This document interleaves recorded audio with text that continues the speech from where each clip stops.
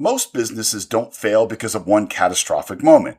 They fail because excellence slowly breaks down. One person stops caring, one department cuts corners, one leader tolerates mediocrity, or somebody on their team says, hey, that's not my job, and suddenly what could have been exceptional becomes average. The greatest businesses in the world understand something most companies never fully grasp. Excellence is a chain, and chains break at the weakest links. Excellence is not an individual performance, it's a connected system. Today, that's what we're going to talk about and put it to work. Here we go.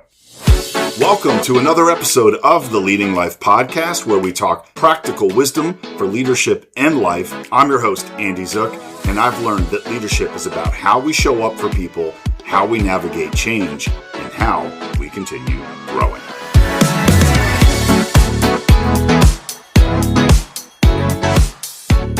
Right now, on today's episode, building a chain of excellence and why exceptional businesses refuse weak links. This is the Leading Life Podcast, where we talk about what it takes to grow, lead, and live with purpose. No fluff, no empty motivation, just practical tools that you can actually use to lead with true impact and take your business, your sports team, whatever you do to a higher level. So let me say this. Exceptional companies are not built by star players alone. They are built by chains of disciplined excellence, aligned standards, and people who care deeply about every detail and every transaction that happens. A championship level experience requires exceptional recruiting, exceptional training, exceptional culture, exceptional execution, and then exceptional consistency. So let's start with this. I want you to keep this in mind first thing. Average is expensive. This is a great point that most leaders miss. Average employees create friction. They lower standards. They exhaust our high performers. They weaken our culture. They damage trust with customers. They force managers into babysitting, and they reduce momentum. Meanwhile, exceptional people elevate everyone around them. They solve problems. They self-correct. They protect the standards. They take ownership, take initiative, and create emotional energy. The gap between average and exceptional isn't small. It's massive. One exceptional employee can elevate an entire team, but one disengaged employee can poison an entire culture. So next, let's talk about why every link on your chain of excellence matters. Think about a business you want to spend your money at. Think about a place that was truly exceptional. You know, for me, I've been fortunate enough to not only stay at a Ritz-Carlton hotel, but I've been able to see what it looks like behind the scenes. And I will tell you that Ritz-Carlton is obsessed with the experience for their guests. And I notice how it begins with how they treat their employees and how they work together. The customer experience begins long before the customer even comes into your business. And that chain includes sourcing, production, logistics, communication, how we're training, leadership, presentation, energy, follow through. The customer may only interact with one or two people, but they experience the entire chain. And that's huge. Excellence is in the details. And one thing that really drives me crazy that I see all the time is that most companies don't realize the power of the reception desk alone. So personally, 9 out of 10 times that I have called a doctor's office, I get that person that handles scheduling, and honestly, they're terrible at it. It's rare that I even get an okay person, but I get someone that sounds bothered or sounds annoyed that I called them and want to actually see the doctor, and they're terrible at explaining services and insurance and all how it works together. The very person that is welcoming people into your business is performing at a 2 out of 10. That's who you have representing all the hard work you're doing. Either walking up to the desk or calling the business on the phone, and you're going to tell me that you have somebody screwing up that very first link in the chain? I mean, that greeting and how it's handled and how you make people feel welcomed is the portal into the rest of your business. So think about it this way. Front desk booking exams, pulling up insurance, not exactly the most difficult job. Taking the reservation over the phone for the hotel or the rental car. It doesn't require a degree, and it's maybe not super easy all the time, but yet if it's done wrong, immediately it disrupts the next important links of the chain. Do you understand what I'm saying? Your most simplest thing is detracting from the excellence that you're trying to provide. Most businesses don't even really monitor this or care, but I'm telling you, it's killing your business. So let's talk about this guy. I call this the Kobe Bryant standard. Kobe Bryant understood that details matter, repetition matters, preparation matters, and standards matter. Not because he was obsessive for ego, but he was obsessive about greatness, and he knew it required precision. Kobe wasn't trying to be good enough to compete. He was trying to remove weakness from the chain. Then connect that to your business. Showing up prepared, knowing your craft, mastering the communication, improving constantly, and respecting the process. So, for instance, my general practitioner, he just retired. Now, let me tell you, he is the best doctor I have ever been to in my life. But to get to him, I have to go through their front desk, whose skill level is a 1 or 2, and then to a nurse practitioner who's maybe a 5 or 6, to finally get to my general practitioner, the doctor who's going to take care of me, who operates at a 10. So like I said before, the chain has been broken so many times that it's totally dismantling their business. Luckily, he's so good that it makes up for it. But we can't do that in our businesses or our sports team. We can't assume that if we have one poor link, we're going to deliver excellence. And so since he retired, do you think I'm going to go back to that practice? No chance. So let's reflect back on Jiro Ono, the greatest sushi chef in the world. I kind of have to say that slow. Tongue twister. Jiro built a culture of craftsmanship.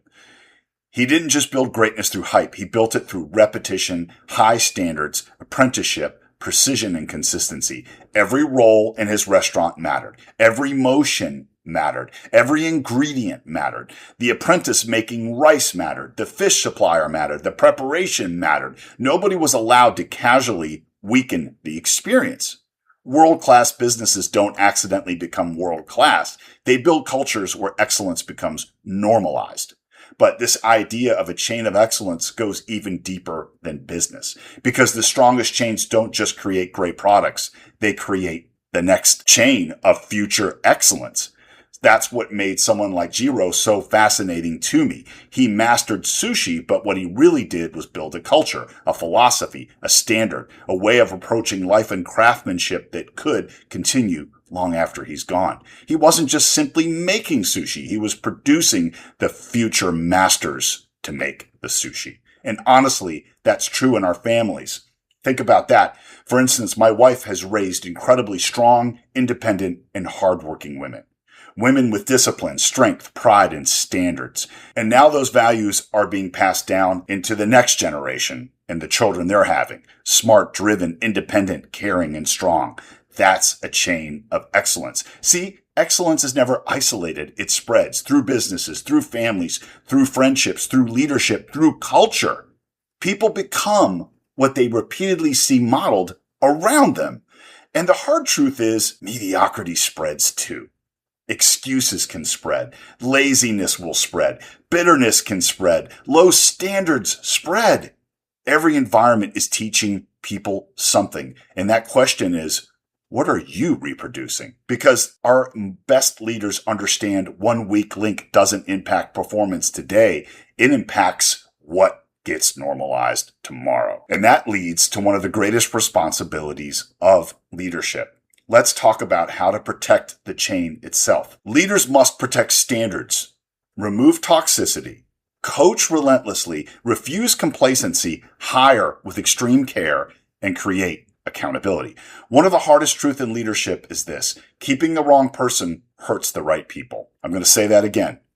Keeping the wrong person on your team hurts the right people on your team. So when you do, top performers will get frustrated. Culture will weaken. Standards will drift and customers will feel it. Let me say this. Excellence is emotional. People think excellence is mechanical, but it's not. It's emotional. Your customers feel care, pride, professionalism, calm confidence, precision, and intentionality.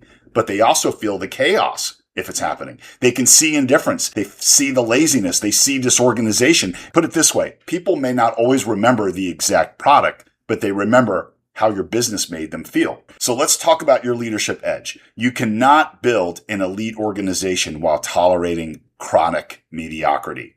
Exceptional cultures are fragile. Not weak fragile, but precision fragile. So just like championship teams or elite restaurants or the Ritz-Carlton, really great orchestras, military units, aviation crews, one weak link impacts their trust and their rhythm, their morale, and how they execute. Elite leaders understand standards are culture, accountability is respect, and excellence must be protected daily. My second to last team that I went to lead a few years ago had a really difficult crew working in it. People had been there for years doing it their way. Everybody worked in a silo. And I knew in my gut there was probably 2 or 3 people that I needed to move off the team. But I kept second guessing myself, and I started to work really hard and unnecessarily hard to get them to see how they can improve. And they just wouldn't budge. And I'll tell you, I spent too much time trying to negotiate with standards instead of protecting them. So here's a couple reflection questions I want to ask you before we go to the call to action for this episode. Number 1, where in my organization has good enough quietly become acceptable?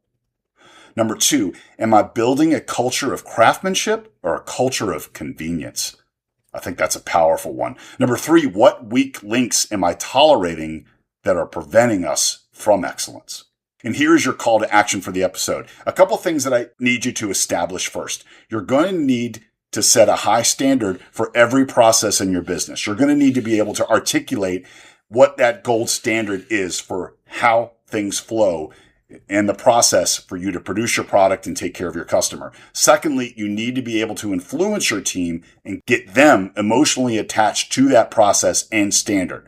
Remember, influency is the currency of great leadership. You want to be able to demonstrate to your people how achieving the highest standard improves the experience for whoever's buying from you or whatever product you're trying to provide. The third thing you need to do is make sure you are following up weekly and measuring your performance, and that's individually and as a total team. And if your measurement of your numbers and your performance isn't moving forward, then you need to recalibrate. So this week, I want you to look closely at your chain. I want you to really dig into your communication, your standards, your preparation, your hiring, and your follow through, because excellence is never one moment. It's the result of thousands of intentional actions connected together with discipline and pride. And when every link becomes stronger, the entire business rises. Average businesses hope things will go well. Trust me, I've seen that. But exceptional businesses engineer excellence. Greatness is never built alone. It's built link by link in that chain, person by person, and with the highest standard by the highest standard. All right, so that is today's episode, and if it gave you practical leadership insight, please share it with someone building a team or growing their leadership influence. And if it made a positive impact on you, I'd really appreciate a quick rating or review on whatever platform you listen to this on. And hit subscribe so you don't miss what's coming up next on the Leading Life Podcast, where we don't just talk about leadership, we live it. I'm Andy Zook, and I want you to lead with purpose, live with intention, and keep becoming who you were meant to be. But most importantly, go out and be the hero in somebody's story today. I'll talk to you on the next episode. Be excellent. Bye.